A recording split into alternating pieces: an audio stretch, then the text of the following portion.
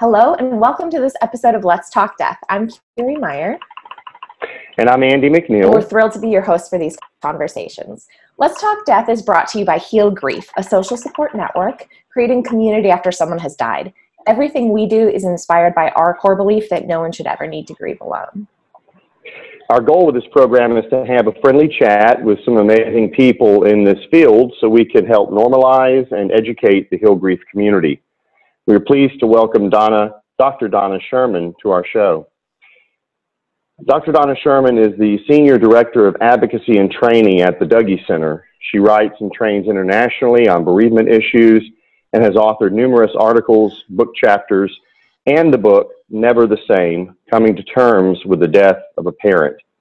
Dr. Schurrman served as President of the Board of Directors for the Association for Death Education and Counseling.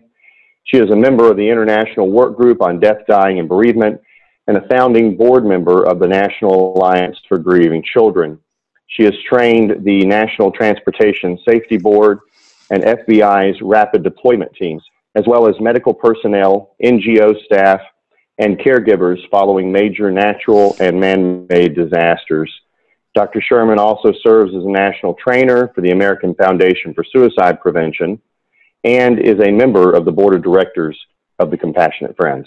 So welcome, Donna. We are so glad to have you with us today. Thank you. I'm thrilled to be here with you today. Great. So I know that many of us in the bereavement field get this question quite often, but I always love hearing others' answers. So with such an extensive background in our field, I'm wondering what brought you to bereavement work and then what kept you so deeply ingrained in the work? Wow. Well, what brought me probably, but not consciously, really was a fascination with how people cope with death that I had as very young, as a child. I didn't really put a lot of the pieces together until later, like even 10, 15 years after I was at the Dougy Center, that how deeply I had been impacted by my parents' loss through death of their first child, who was a girl. And then I had two brothers. So their next two children were boys, and I am the youngest and the only girl. And my parents were 19 and 20 at the time. And it was a shaming thing to lose an infant. And I really didn't put together until much later in my life how much I and my brothers had been impacted by the unaddressed issues, loss issues that my parents faced when they weren't really supported. I mean, that's a short answer to a longer question, but what keeps me in the field, I'll tell you, when I first joined the Dougy Center in 1991, I thought, oh, I'll give it 3 to 5 years, kind of easily bored. And here I am, like 29 years later, saying, I still have so much I want to do, and there's still so much to do in this field. So it's a shock to me that I'm still here. But really what drives me is seeing the kinds of needs that we still have out there in terms of educating our communities, in terms of supporting children and their families after they've had a death. And also, I think, better addressing loss in schools and communities. So I think we still have a long way to go, and I still have the interest in being a part of that. I wonder if you could talk a little bit more about that, your work in training and advocacy. Obviously, read through your bio, and there's so many different needs that you have responded to, not just in the United States, but all around the world, really. And I know your new role at the Dougy Center, being with advocacy and training. I wonder if you could talk a bit about your work there. Death is a great. So I think one of the things is not guaranteed. Birth is not guaranteed. Death is guaranteed. And what I really have found traveling around the world, whether it's South Korea, Taiwan, Germany, Italy, other foreign places like Los Angeles, is that we actually certainly there are cultural manifestations of how people grieve and so on, but we share that deep distress as humanity when someone in our lives dies. And whether you're 3 years old or 30 or 50 or 90, we as humans grieve when people leave our lives. And, we often call them loved ones because they're dead and we want to speak nicely about them. There's also, semi-loved ones, sort of loved ones, But I think that we actually have a lot more in common than we have different in response to death. I think death it can be such a polarizing experience and such an individual experience, but you're right, there's such a just kind of that humanity of that humanness, I guess I should say, of loss and of just kind of that experience of, no matter what your relationship was like, it could be, a really difficult relationship, it could be a really beautiful relationship, but there's still so much grief that can happen within those spaces. It makes it really dynamic. It does. And I think, we know that it is a universal experience. So not everyone is guaranteed birth, but everyone is guaranteed death. And yet, in our mainstream society in the United States and in industrialized nations, we are moving as a field toward treating death and grief and how we respond to it as if it's a medical issue to be treated so that we can help people get over it. And what I find is we have such an individualistic look at how people grieve. And what we hear and have heard over the 33 years that the Dougy Center has been listening to children as young as 3 and young adults and their parents, adult caregivers, is a lot of the issues that they bring are that our society does not recognize their needs. And people tell them to move on and start dating again, or at least you have 3 other children, or all of those ways in which we dismiss the real grief. And yet, as the field of thanatology, the study of death, there's a big movement toward medicalizing, Western medicalizing, to diagnose people with pathologies because they're taking too long or they're grieving too deeply, when in reality, a lot of that has to do with the social context and the support or lack of support that they're receiving. So I'm concerned about that, and I will continue to speak out around those trends that I'm not in favor of. Yeah. You talk about pathologizing grief.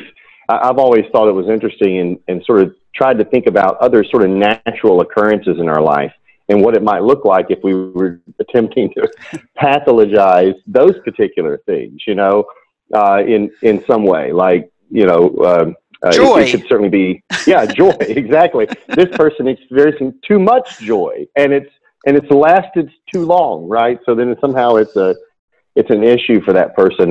So I think there is also a part, as you were saying, that's sort of baked into the cake of our society, where we lean toward, and it's understandable, feelings like happiness and joy and those things, and I certainly seek that myself.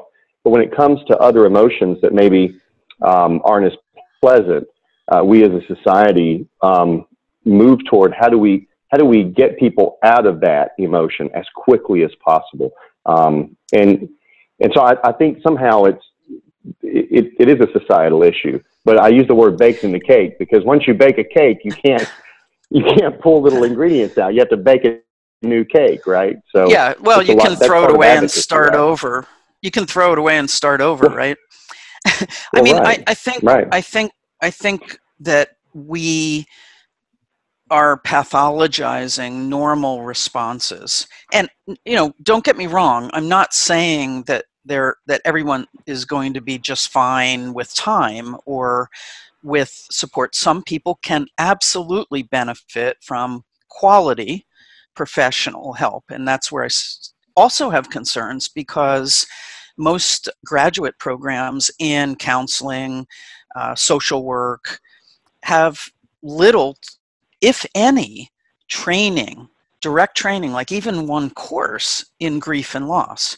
And so when we're looking for referral therapists, for example, we'll get therapists who just say, oh, I don't do death. And I'm like, well, what if someone comes in to see you and they're struggling with a death in their lives? You just say, sorry, you have to go see someone else. It just doesn't make sense. Yeah. Well, the existentialist would say everything we deal with in life that's a problem is somehow associated with the reality of death. But, you know, and what you would do with that, you know? Yeah. So here's a quick question for you, Donna. I'm wondering, you know, you're going all over, you're seeing all of these, you know, natural disasters, man-made disasters. Do you see the same kind of pathology or expectations in those societies to get over or move on from grief as you would if it was an individual who had died in somebody's life? Or are those disasters treated differently grief-wise? Yeah, that's a good question. And it's a long answer, but I'll try to make it as concise as I can. I think that one of the complicating factors in natural disasters, or even more so, or equally so in man-made disasters, shootings and so on, is the impact of the media coverage. So the media coverage can be helpful, the media coverage can be harmful. And, you know, but for families who've been impacted by those kinds of events, I hear things like on anniversaries, they're just watching the news and all of a sudden footage of the shooting from 10 years ago comes on. And they are really blindsided by that. And people make assumptions about how you're doing. And the media focus, again, can be constructive or it can be harmful. So I think that is one added issue. Yeah. It makes me think, you know, I feel like there's so many things happening that it is kind of, you know, the media is driving different things. And I do wonder if some people feel forgotten about with kind of their tragedy, or if it is nice to, you know, have that media exposure off of them so they're able to do their own work, but at the same time feeling almost a little forgotten about when this changed their whole world. Yeah, and it varies depending on personalities and so on. There's no one set way to do it, but I'll give you a really brief example. If you look at the Sandy Hook school shootings, some of the families literally needed to move from that area because they were and they're still being harassed by people who call them and say they made the whole thing up, by people who try to steal their trash to try to find something meaningful that they, you know, quote, meaningful that they might be able to sell on eBay. I mean, it's, you know, really challenging. And then you have some of the families who decide we're going to try to make a difference in gun safety, and then they're harassed and demeaned sometimes in social media. So it's a mixed bag. It really is. Donna, what would you say when you think about at least the direction things are going? You talked about in the field of thanatology and certainly moving toward pathologizing, but also, well, it's maybe a two-part question. In the field of thanatology, what do you think the next conversation needs to be? And then when we think about society in general, when it comes to death and dying and bereavement, what do you think that next conversation is? Yeah, well, or maybe it's the current one. If you look at the history of any discipline, you will see cycles. You'll see cycles in psychology, you'll see cycles in psychiatry, and you'll see cycles in thanatology and traumatology, the study of death and the study of trauma. I don't think we've done enough intersection between all those fields of like sociology, anthropology, thanatology, and traumatology. So I think in the future we need to be both trauma-informed and bereavement informed. And I don't think that the bereavement field, the grief field, the thanatology field has done as credible or public a job as the traumatology field has around helping people be grief informed, because you're trauma informed does not mean you're grief informed. So that's one area. I think another area is we are seeming like in our culture to look for quick fixes. We want to help people get over things. And if you look at, if a person looks back at their life and you ask someone, when did you learn your most important lessons in your life? And it's almost always going to be through some sorts of struggle.